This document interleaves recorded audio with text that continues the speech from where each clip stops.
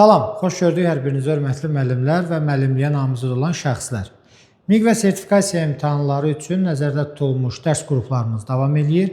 Fevral ayı üçün açacağımız qruplara qoşulmaqdan ötürü qeyd edəcəyim nömrə ilə əlaqə saxlaya bilərsiniz.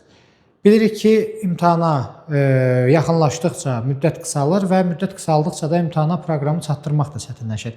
Ona görə minimum fevraldan başlayacaq qruplara qoşulmağı tövsiyə edirəm. Fərq etməz hansı qruplara qoşulursunuzsa, yəni o dövrdən başlayanda bitirib təkrar eləməyə vaxtınız qalır. Ümid edirəm ki, hər birinizə imtahanda yaxşı nəticə nəsib olar. İndi isə başlayaq ki, görək sizə bugün hansı sualları izah edəcəyik. Deməli, maraqlı 2 dənə sual seçmişəm və bu sual taksonomiya ilə bağlı suallardır. Əsasən hər birimizin yaralı yeridir. Taksonomiya sualları, bu ikisi də kimya fənninə əhatə edən tapşırıq nümunələrdir.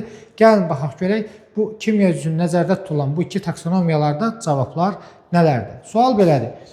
Məktəbimizin kimya laboratoriyasında yerə az miqdarda turşu, hidroxlor turşusu dağılıb. Tökülən turşunun miqdarı təxminən 100 mil, konsentrasiyası isə 1 molyardır. Sən şagird laborant kimi bu tökülməni təhlükəsiz şəkildə neytrallaşdırmaq və təmizləmək üçün plan hazırla. Əsasən plan hazırla görəndə bizim yaratmaq ağlımıza gəlir. Amma unutmayaq ki, burada bizim verilənlər əsasında bunu neytrallaşdırmamız üçün bir reaksiya həyata keçirməyimiz lazımdır. Təbii ki, kimyaçılar bunu daha yaxşı bilir. Kimya üzrə reaksiyaların həyata keçirilməsi bir hesablama fəaliyyəti hesab olunduğundan bu kimi yanaşmalara yaratmaq deməyəcək və bu yanaşmalar gedəcək nəyə? Tətbiq. Verilənlər əsasında hesablama aparıb bunu daha doğrusu neytrallaşdırmaq və təmizləmək üçün bir plan quracaq. Bu fəaliyyət yeni bir şeyin yaradılmasına ehtiva eləmir. Cavab tətbiq etmək mərhələsi oldu. 5-ci sual. Sənin laboratoriya yoldaşın X ilə işarələnmiş naməlum bir metalla təcrübə aparıb.